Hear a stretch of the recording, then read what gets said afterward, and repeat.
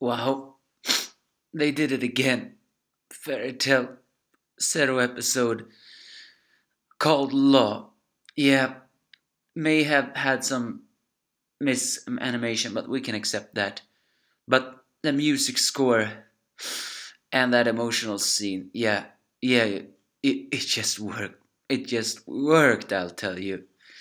In this episode, when we last saw it, Yuri had possessed the dragon, the blue dragon, and gone on a rampage.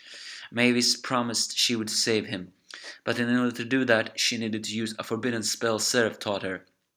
According to him, unless if she casts it when not mastered, something very terrible may happen. But Mavis tries to climb the Yuri dragon but gets thrown off. But still determined, she once again climbs it.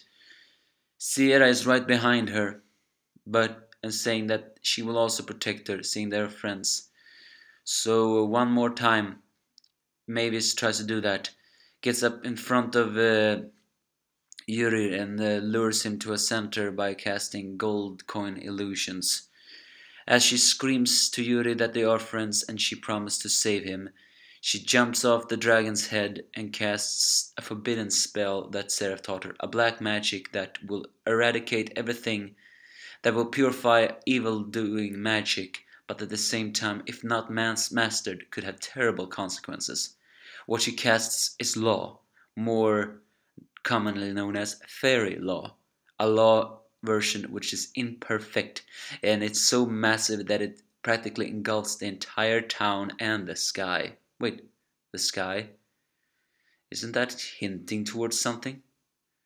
As the spell engulfs both the Yuri dragon and Mavis, once the light is out of the picture, the Yuri dragon falls to pieces and Yuri the human gets back from it, but Mavis falls to the ground unconscious and does not respond to Sierra. As the townspeople takes the two to the hospital, it turns out that Yuri is okay, only unconscious. But Mavis is a whole different story. She's in a deep coma, and she refuses to wake up. No doctors can tell what to do, so Waroto finds an old wizard woman from a neighbor town guild. Although she is taking it very slowly, she gets to Mavis, uses her magic to sense what is wrong, seeing that she saw the bright light from her town. As she is concentrating, she suddenly gets enormously terrified. Wait, if she gets enormously terrified, don't you think she knew what was real, what was going on there? Or maybe she just was terrified of what she found out. But as everybody gets worried, she tells them to all their shock on what is wrong. And finally Yuri wakes up, but he screams to know what happens to Mavis.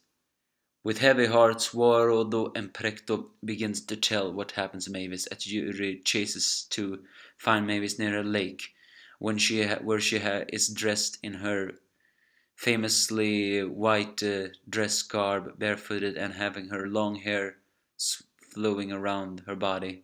Well, not flowing around her body, back of the body. It turns out that by effect of that imperfect law, Mavis's body will no longer grow nor mature.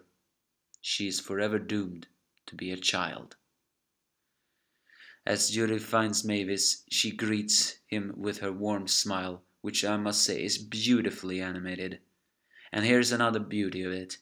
Melancholic music is playing, and with the actors playing their parts, yes, this just works, I tell you.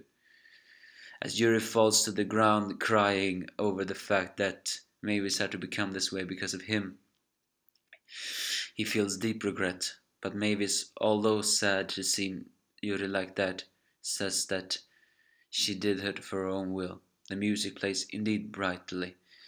As the two sits down, they begin to talk, where Yuri says that he could hear her voice when he was possessed by the dragon, and that he also considers her a friend, which is pretty cute when Mavis is happy to hear that. And he mentions from this day forward he shall do what she wants, so maybe they should go find some fairies. But now, or maybe protect her, because now because now Yuri says, from now on my dream is your dream. The only reason this life lives is because you saved it.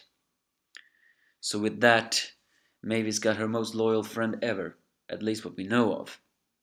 But before everything is solved, he calls out to Sierra, but not before, and but just after that he mentions to Mavis that Sierra is not real. She's an illusion, cast by Mavis somehow. That is why nobody has reacted to her.